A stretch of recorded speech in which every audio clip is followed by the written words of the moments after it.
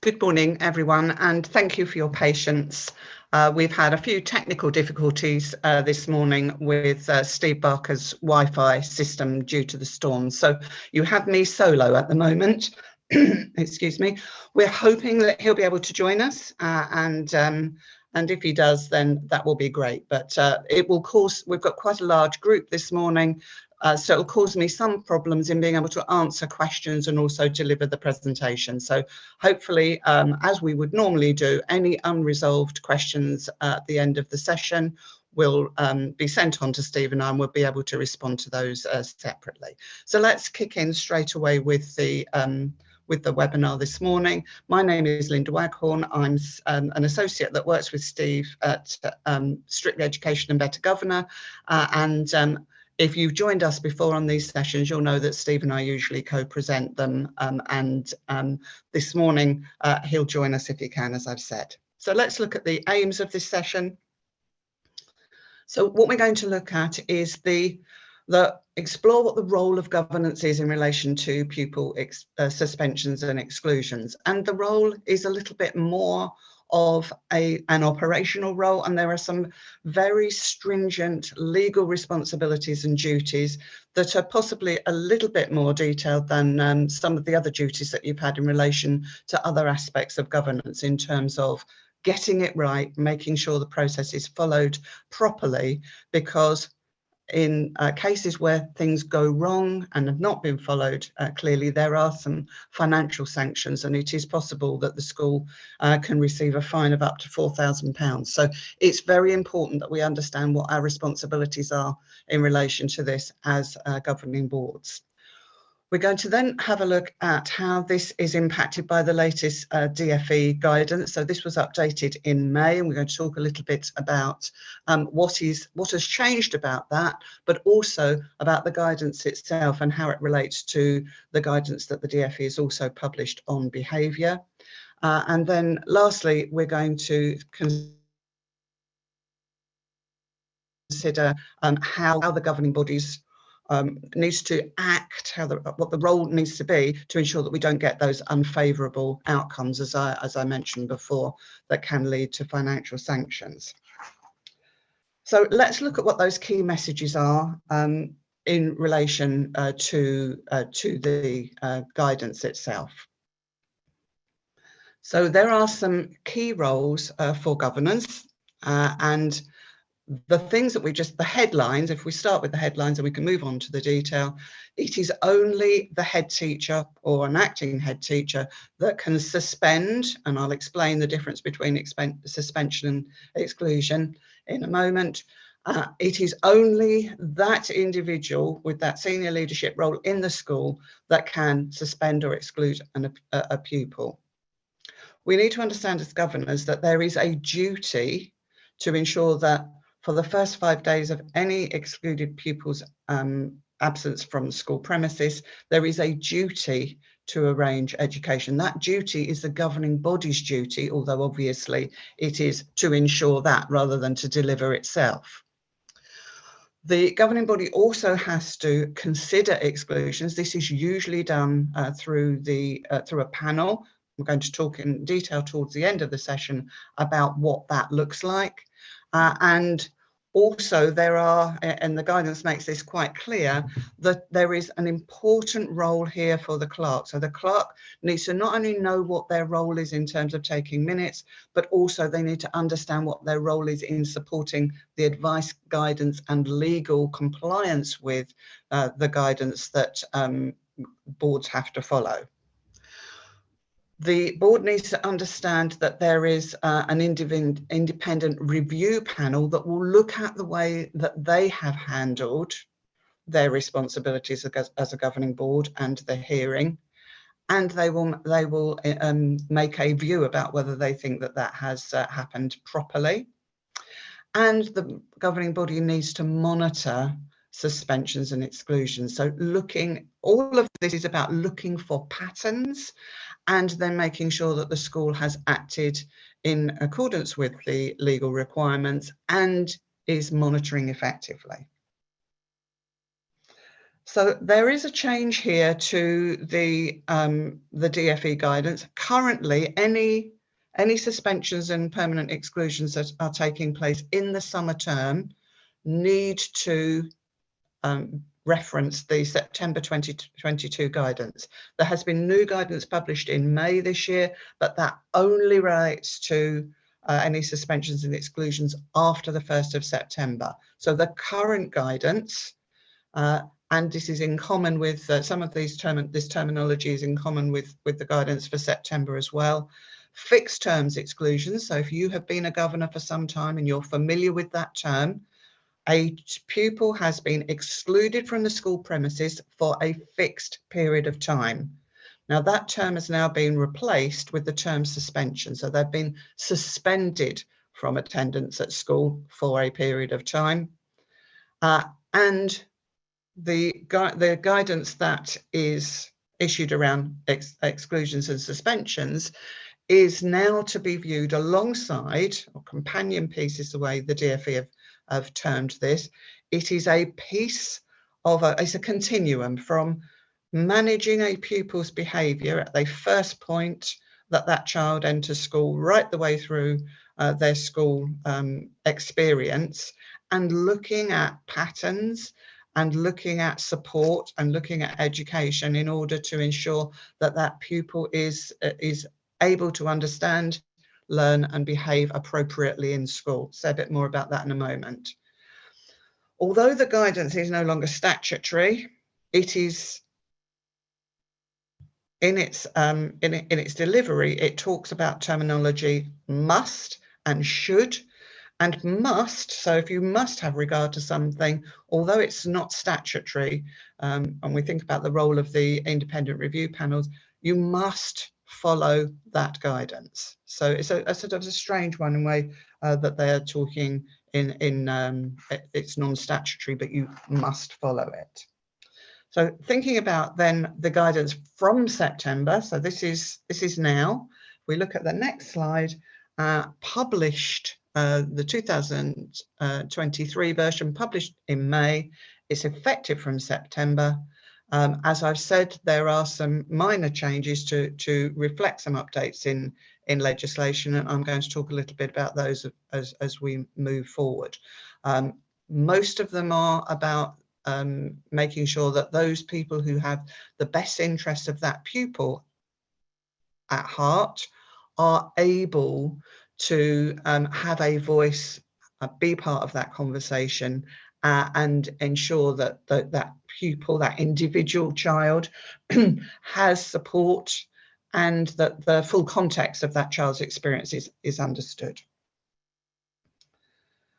So let's have a look at the two pieces of legislation that are seen to be looked at together now. So Behaviour in Schools is a document that has changed its name and grown over a period of time, supporting the way in which schools are expected to consider behaviour. So although it says advice and guidance for school staff, and we'll talk about this in a bit more detail in a moment, it does relate to our role as a governing board.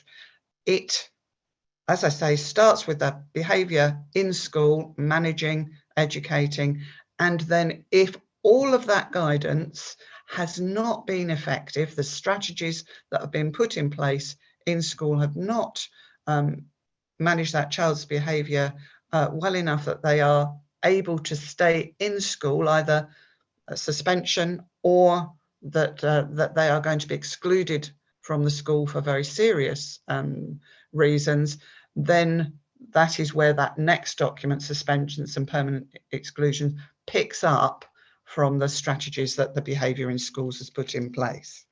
They must be read in conjunction with each other. They must be seen as that continuum of we start here, and in those very rare circumstances where we need to move to a suspension or indeed a permanent exclusion, we are clear that the school has followed the processes outlined in Behaviour for Schools.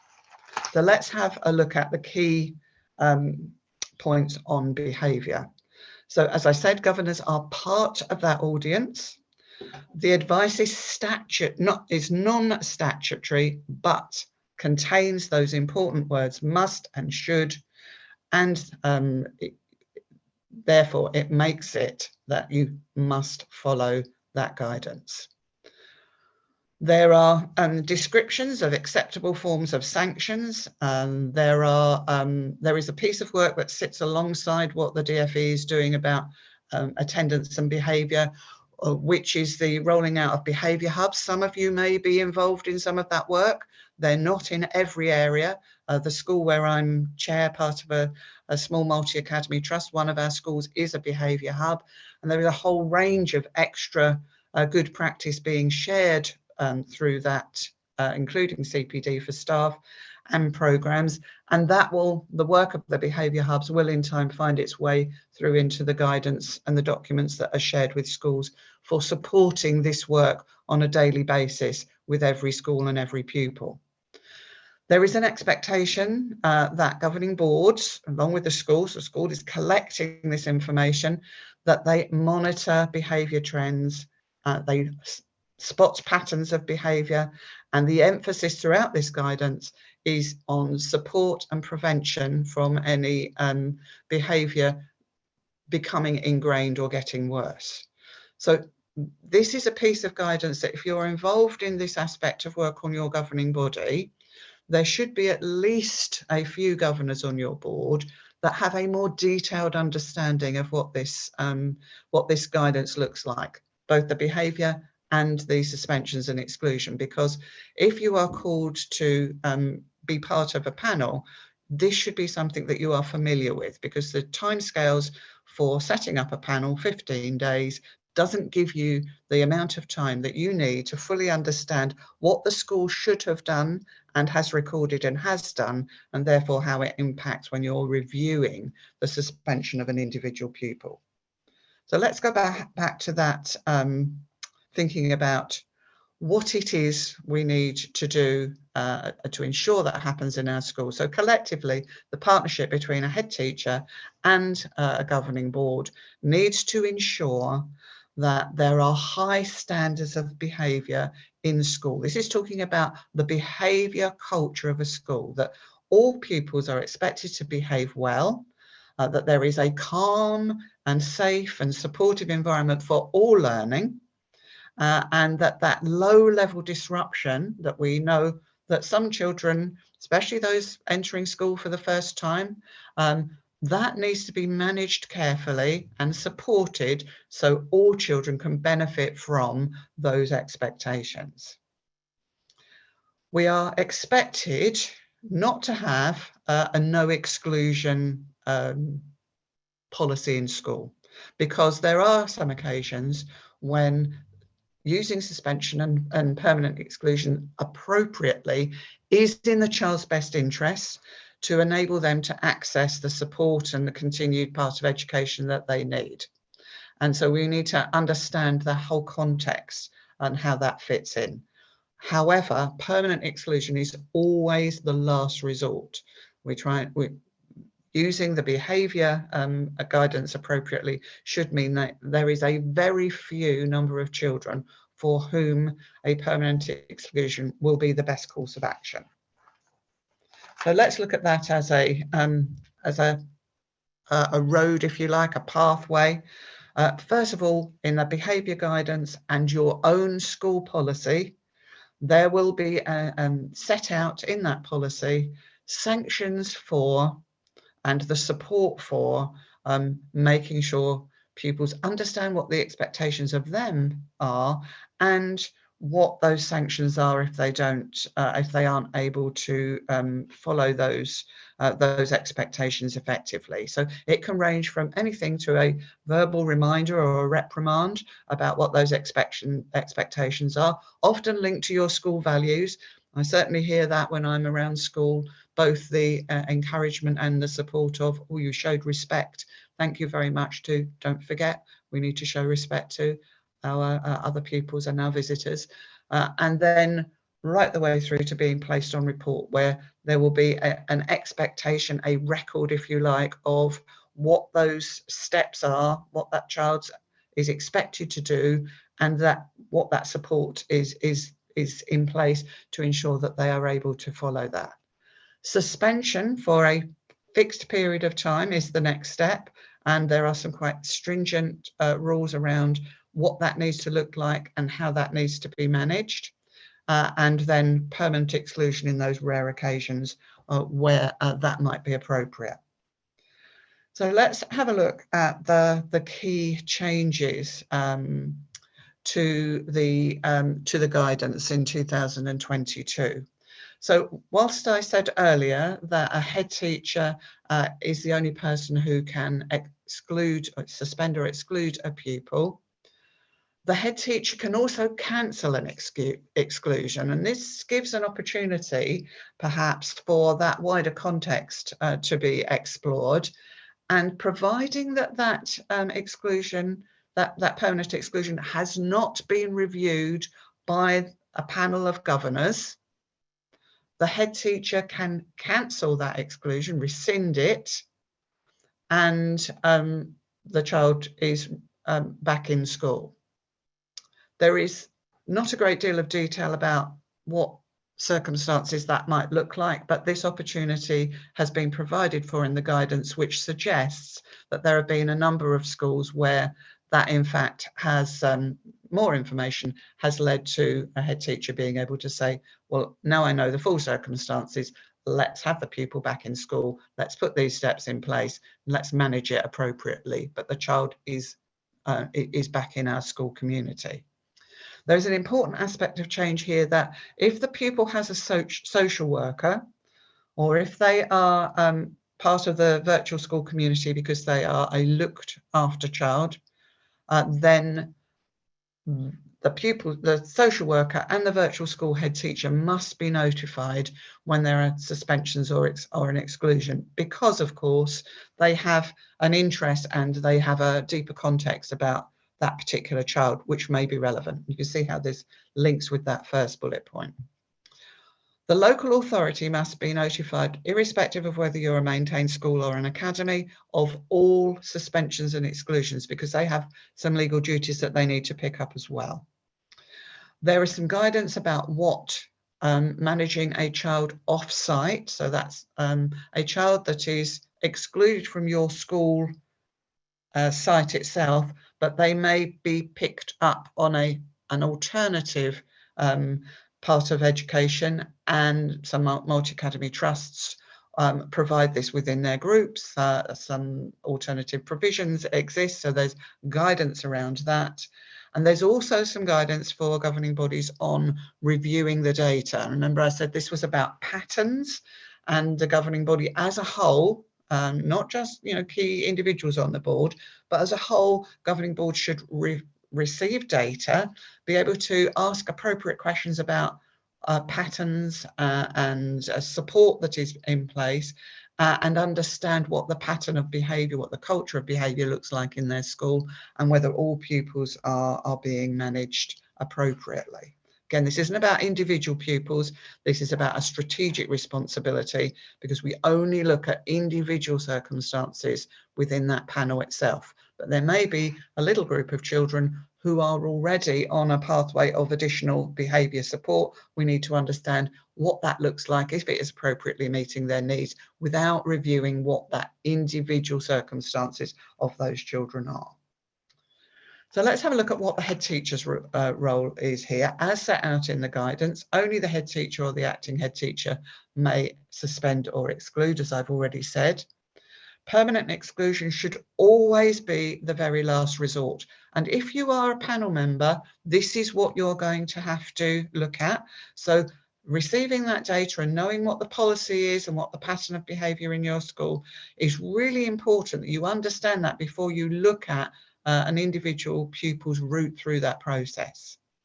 All exclusions must be lawful, and they must be reasonable and fair. And remember here, we've also got things like equalities, students with additional needs, and students who have those wider individual circumstances, such as a social worker and looked after children.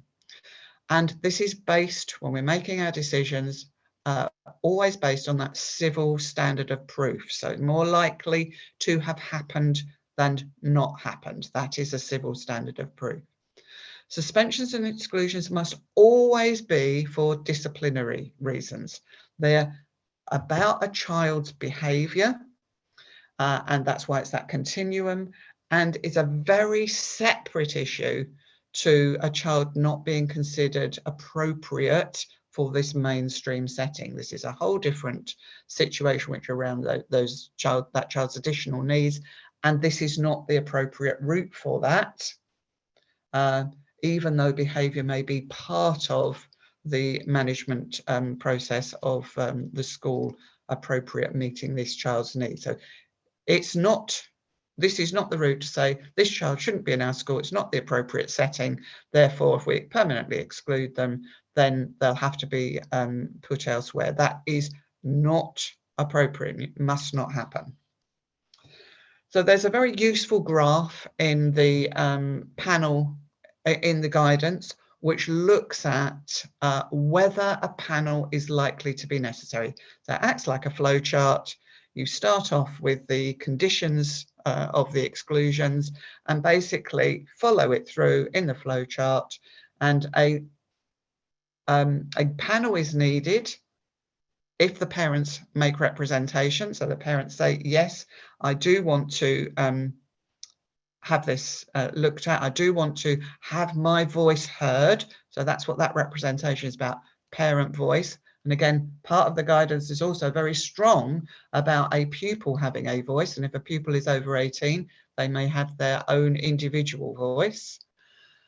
So parents must have an opportunity to make their views understood if they request that. And suspensions of above 15 days. So it's unusual for a pupil to be suspended for a full 15 days in one go. It's usually, smaller numbers. Most of us who've experienced this will look at, 2 or 3 days, but sometimes it's a whole school week, 5 days. But if it builds into 15 days or more, then again, the panel needs to be considering what that looks like. And of course, any exclusions, which we're now, the word permanent is not necessary, but we'll continue to use that language so it's very clear at the moment that we're talking about a period of time when that pupil, now it's been decided that child cannot come back to that school at all. And in all of those cases, a panel is required. So what are the expectations on us as a governing body? And this is those headlines that I talked about before. It's that middle part of this slide. It's to recognise the importance of a child attending school regularly and on time, and making sure that the school's ethos and the policies support the values that the school has in place about behaviour and attendance. Ensuring that the school is doing those things. We do that through our governing body meetings, having that data, asking appropriate questions, reviewing that data, challenging any trends, helping the school to focus, understand how that support is being delivered, and ensuring, very importantly here, that all staff, from the staff who manage school meals at lunchtime to the teaching assistants, right the way through to the staff who are teaching the children, everybody understands and receives appropriate attendance, training on behaviour, so that they can all work together in terms of that culture. So the expectations on school, we are now looking at, again, this graph is in the guidance, but probably what we can sum this up in 4 words really is about the school recognising those pupils who are struggling, pupils at risk of poor attendance, poor behaviour. It is about educating them, that early intervention, making sure there are appropriate support for developing their understanding, and support with managing their actions until they have developed that habit of behaving in a way that meets that school culture. And then it is about targeting or managing those pupils who are finding this very difficult. And remember, there is a whole range of reasons why pupils don't come to school, and this will be part of your wider policy on attendance and ensuring that all pupils, that you understand the reasons why pupils are not in school or not coming to school regularly and on time. So let's have a look then now at where in those rare circumstances there is an expectation that the governing board then put a panel together to hear those considerations of those individuals with an interest, but that they also review the actions that the school has taken to support this pupil so far. So governors must meet within 15 school days. And I mentioned that 15 days earlier on in the presentation, and considered that is actually a very short time frame, because the meeting has to take place within that 15 school days. So it is 3 school weeks in normal circumstances, not allowing for holidays, because they are not school days if it's holidays. And your clerk here will be pivotal in making sure that this happens within that time frame. So this getting up to speed with what needs to be done within that 15 days is too late, because there'll be a whole range of other things that panel will need to consider: the paperwork, setting up the date, making sure that everybody is invited that needs to be represented. So these panel hearings, get the learning in, make sure there's a little group of governors within your school, or if you're a multi-academy trust, again, looking at your scheme of delegation, they might have identified governors who they expect to be up to date with a lot of this information in order to serve on a panel, but it doesn't absolve the whole of the board from understanding what the school does in terms of behaviour, culture and data. So at this point, where we have a need for a panel to be set, we are looking at suspensions and exclusions that have totaled more than 15 days when you add them up together, or are permanent, so this child is excluded from the school site forever, or that it might, that exclusion or suspension might mean that pupil misses a public exam if we're talking about secondary pupils, or misses a national curriculum test if they are a primary pupil sitting a SATs test, for example. So if the school has decided that pupil needs to be excluded for any of those reasons, then a panel is necessary. So again, thinking about delegation, and I mentioned this on the previous slide, the board may, and inevitably does, delegate this responsibility for this panel hearing to a subcommittee of the board, and they then will consider those decisions that have been made at school level, because the decision to exclude has been made by the head teacher. That's the only person who can make that decision, and so this is about a review of that process. There is an opportunity, and I've mentioned this already in the guidance, that representations may be made by the parent or anybody who has that parental responsibility, and the guidance is quite clear about it could be a range of individuals that are parenting that child.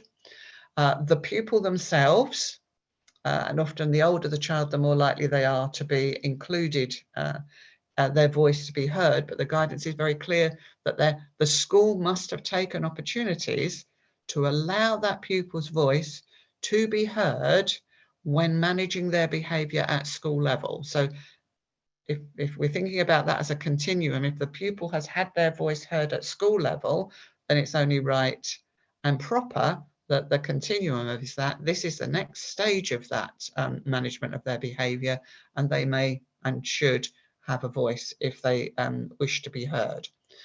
The head teacher, obviously, on behalf of the school, or the local authority with academy consent. So academy sits slightly to one side of this, but remembering that if a child is permanently excluded, the local authority will then have a legal responsibility for the education of that child.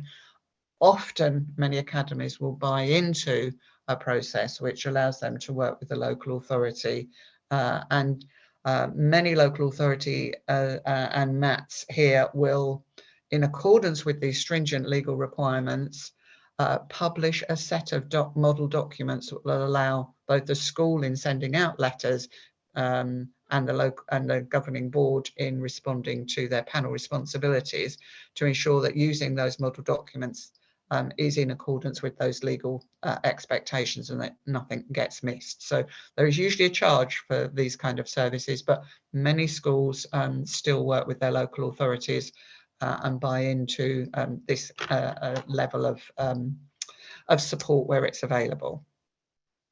Always odd numbers on a panel. 3 is fairly normal, or 5. Some church schools require a slightly larger group of governors. But again, 3 is a quorum. So if you are in any doubt that you will be quorate on the day, considering how important that this particular responsibility is, then you may feel that you need to have a wider group, but they need to be in for the whole of that period. So they're receiving the information, they're well trained, they understand what their responsibilities are, they understand the school policies, and they're able to interpret and understand the representations and the various voices that they hear.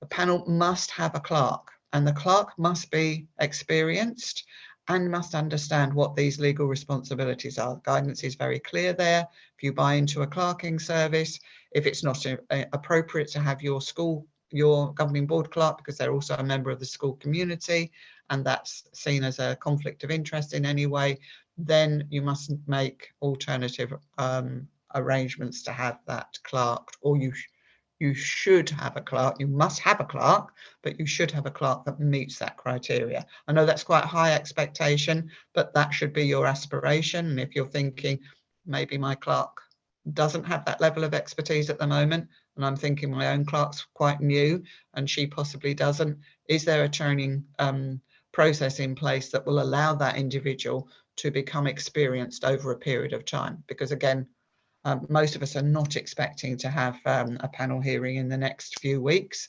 But again, we must always think about being prepared should that occasion arise so that we can do the best possible job possible.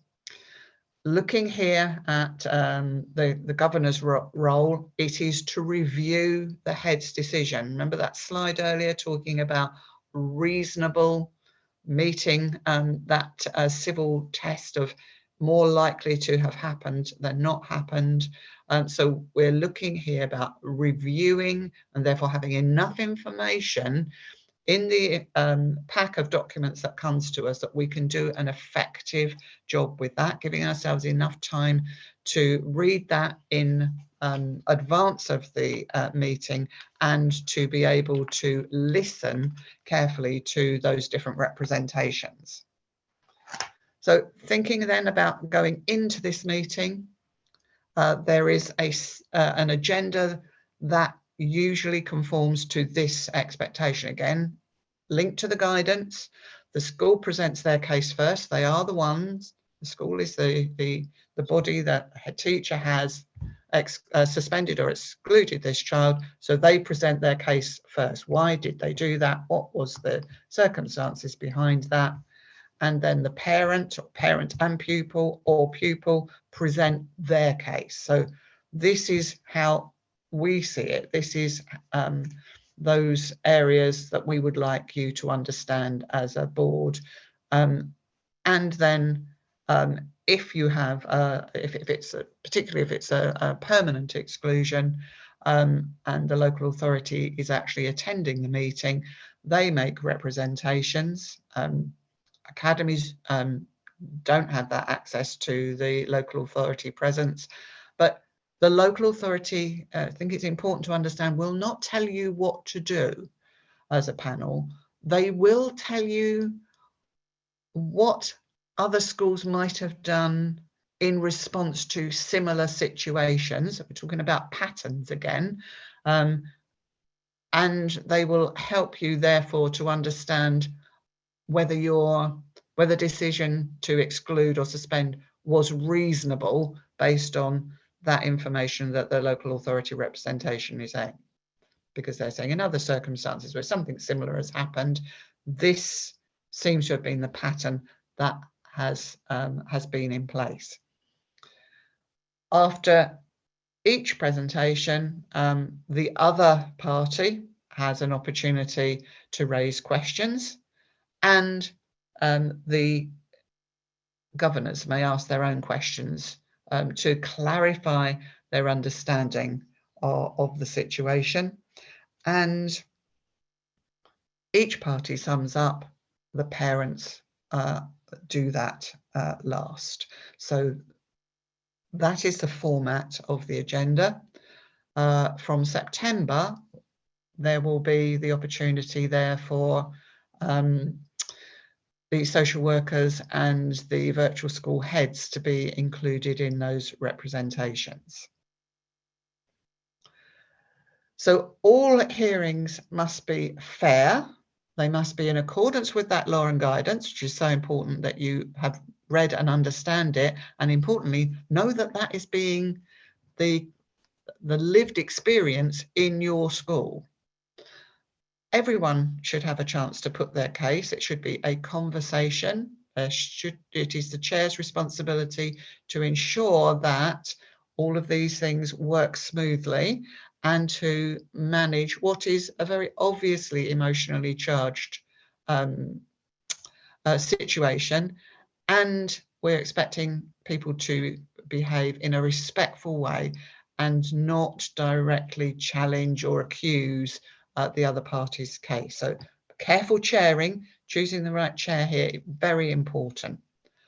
No individual party, including a head teacher, should ever be alone with the governors during the panel hearing. This is about principles of natural justice here, what is fair, what is reasonable, and about avoiding any accusation of bias. This particular role of the governing body is not to be a head teacher's supporting club. This is about thinking of your responsibilities as an advocate for that pupil. What is in the best interest of this pupil? Has the school acted in accordance with the law and legal expectations? Has the school done everything it can to support and manage that child? All parties withdraw before the governing body then makes their deliberation, and the clerk remains with the governing board while they're reaching their decision, deliberating about what they've heard, because importantly, the clerk can refer to his or her notes, and the governors can say, well, can you just clarify what was said here?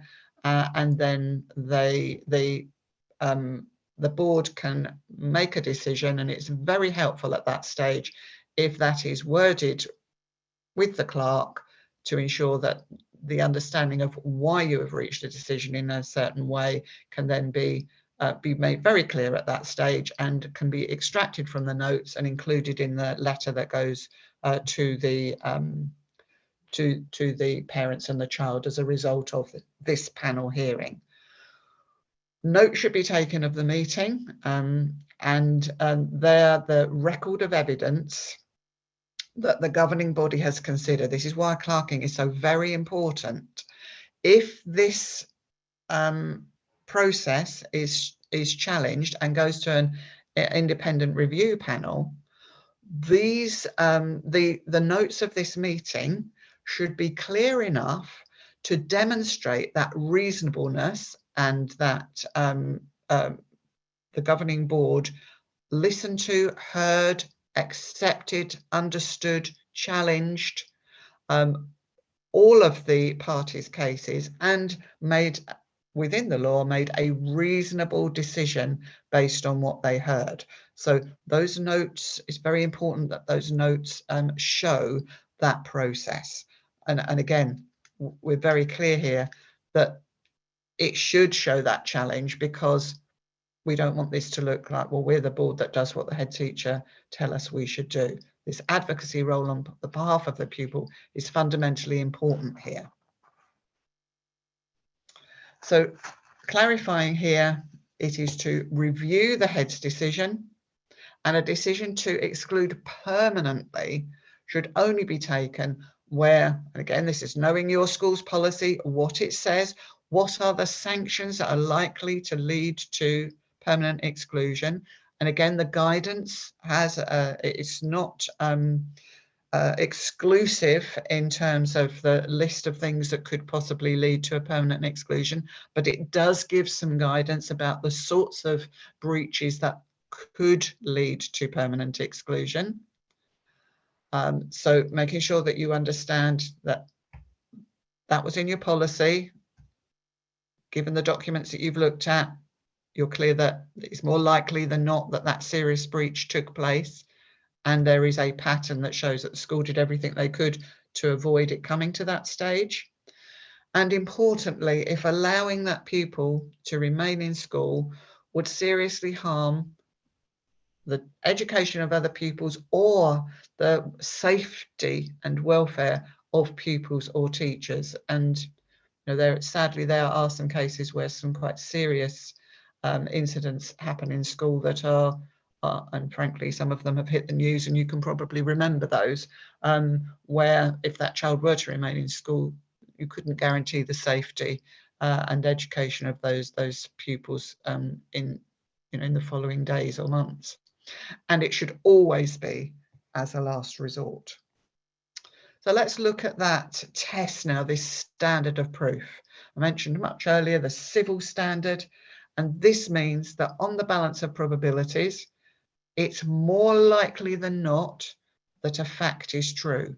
And you will have listened to the voice of the school, the voice of the parent, the voice of the child in some instances. You might have some witness statements from other parties that maybe saw what occurred, or a pattern of escalation. And the test for you as a panel is, having heard all of that and given the right balance to all of the information that you've heard, is it more likely than not that a particular event occurred in a particular way? So that's the standard that you're looking for, and that is what you need to evidence in those notes, that the decision that you made is linked back to the evidence that you heard, or that the documents that you reviewed. So let's think again here about the decision. It must reflect currently the 2022 guidance and your own school policies. Moving into September, there is those slight changes, but did we act within the guidance? You need to know it. You need to know your own policies. You need to reflect that that is what you've done. If indeed you find that your policy is silent in a way that could be improved, your responsibility as a panel is to make that recommendation that that policy is updated in the future. But if it doesn't explicitly say that in your own policy now, is that reasonable and fair? Probably not. Did the head teacher consider all of those appropriate factors? So what has been the pattern in terms of following the behaviour guidance before suspension and exclusion? And importantly here, if the pupil has a disability, a statement of educational need, or is looked after, then has the guidance about reasonable adaptation for that pupil being followed? And again, the guidance is quite helpful here if you read that, and I would recommend, if you have these responsibilities, that this is one of those occasions where I would say that you do need to read this a number of times over a period of time, so that you're clear what it says. You know, for example, if a child has a hearing impairment and they weren't able to take full advantage of listening to a verbal instruction, what additional support was put in place to ensure that that child had an equal opportunity to follow that instruction? And there are other factors, because the range of pupils within school is much broader than we've ever seen before. So have those reasonable adaptations been made to support that individual child's needs and ensure that they have the maximum opportunity to be successful, because this is about pupil advocacy, as I've said before. And then, as far as possible, we're looking here that we are not excluding a pupil with special needs or a looked after child. And again, the guidance is really clear here that there are other avenues that we should have tapped into in working with multi-agencies to support those children, excuse me, so that they do not have, they don't fall down those cracks and end up in a situation where they are looking at suspension or exclusion. And governing bodies have that legal statutory duty to ensure that provision for pupils who have special educational needs is being met. So again, advocacy, have the pupils' needs been met? So following your decision as a board, there are only two avenues. You can uphold that suspension or exclusion. So you've seen, it's passed those tests, you've reviewed it, and you're saying, yes, it is upheld for these reasons. Or you can direct reinstatement of that pupil, either immediately, again, timing and term dates are important here, or on a particular date. And again, there is some reintegration guidance about whether a pupil's, what should happen when a pupil's been suspended and come back to school, either at the point at which they come back to school or before they can come back to school. Your policy will state what needs to happen for that reintegration meeting. And when you're not reinstating that pupil, you must be sure that the decision was justified based on the evidence that you've seen. So the test that you need to apply is, was it illegal? Was it outside the scope of those legal powers? Thinking about guidance and policies, we would like it to have been the case in our policy, but actually it wasn't. Well, it's outside our scope, so we might change that, uphold, overturn the decision, not uphold the decision, but change our policy. There was, it was a flawed process, so that clearly we could see that some of these things that should have happened didn't happen, and justice was clearly not done. So even though the procedure should have been followed, it wasn't. So you must pass that test. And again, thinking about reasonableness, that it was an unreasonable decision, one that a sensible person wouldn't have made. So it can be overturned because that wouldn't have happened if a child was in another school. And again, this is where the local authority support could be helpful. But in a multi-academy trust, you might have somebody from your multi-academy trust that is the person that gives you this support about what happens in other schools in your trust, and therefore whether what your school has done or not could be considered reasonable or not. And then finally, I just want to talk a little bit about an independent review panel. It's not an appeal panel. The purpose of the independent review panel has changed. It's to review the decision of the governing body. And from in the new exclusions guidance, from page 31 to, I think I printed out to page 50, but it does go beyond that because there's some annexes. But from page 31 to 50, there is very clear guidance for governors' responsibility. And they talk about the governing board being absolutely responsible for this, and a guidance to the head teacher on informing the governing body about an exclusion. So it's really clear here that you are charged with getting this right, and the independent review panel is charged with reviewing whether you got it right or not. And if they find that you didn't make a reasonable job of this, they can fine you up to £4,000. It is a body of volunteer members, as a lay member who is a chair and a school governor, or within 5 years of, and a head teacher or within 5 years of, make up that board, and they will review the role you played as a board in making sure that the pupil was fairly treated by the school and right the way through to the decision that was made. This role now has changed.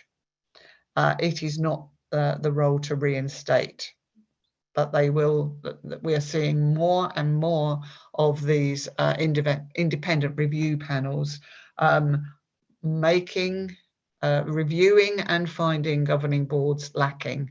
And therefore, it is absolutely essential that you do an effective job of preparing and carrying out over the year your responsibilities in accordance with attendance, behaviour, and the right policies in place for managing behaviour, cultural change. And maybe this is something that you need to think about putting on your agenda for the, for looking at reviewing and being prepared for from the beginning of September. Now, I do appreciate there have been an awful lot of questions when they are, and I haven't had an opportunity because I've been talking all the time. Normally, when Steve is talking, I'm answering questions, and and vice versa. So I will try my very best, and I know that what normally happens is these questions will come through, and we will come, but Steve and I will look at these later and come back to you and answer those questions by email. Hopefully that will be helpful to everybody. And again, sorry that Steve wasn't able to join us at all today. And I know the storms took out his Wi-Fi at home, and he had tried to go to his school where he's a governor and try and get onto the system there, but clearly that didn't happen. So hopefully questions I've picked up already. You will have a copy of those slides. If there are any questions beyond what we've been able to capture during the session time, then please let us know. And I would, my sort of final application to you really is to try and be aware of your responsibility as a governing board, and when you're thinking about your governing board development ideals for next year, aims for next year, can we do this better? And what training might we need to access, either through our MAT or through our local authority, that might allow us to understand what a panel's responsibilities are in practice? Because I know a lot of governors, seeing just quickly looking at some of the questions that have come in about training for panel hearings. There are a lot of local authorities and academies that will share practice or provide some training just for how to, look at scenarios and information and what would be reasonable. So hopefully I've managed questions we put to one side.